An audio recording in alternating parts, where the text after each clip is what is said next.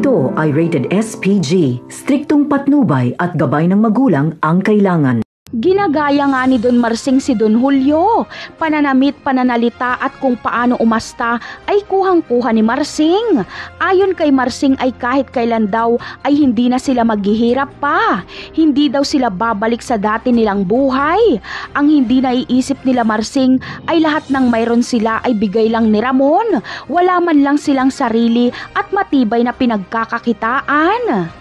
Samantala, hindi naman makakasundo nila Tinding ang mag-asawang Marsing at Nita.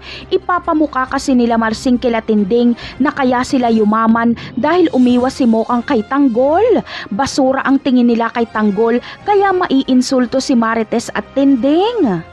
Para kila Marsing ay napakaswerte nila.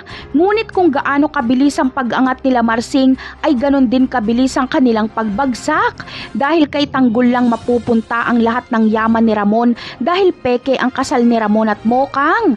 Kahit ang pangalang Albert na ginagamit ni Ramon ay peke din. Samantala, nasa bingit nga ng kamatayan ngayon si Tanggol at Bubbles. Kasalukuyan silang nakikipaglaban sa mga tauhan ni Sibilya. Napasigaw na lang si Bubbles noong biglang tumakbo si Tanggol palabas. Napakarami kasing pulis na nakaabang sa labas. Ngunit ano kaya ang gagawin ni Bubbles kapag sa paglabas niya ay makita niyang bagsak na si Tanggol? Yan ang aabangan natin sa mga susunod na episode ng Batang Quiapo. Paalam!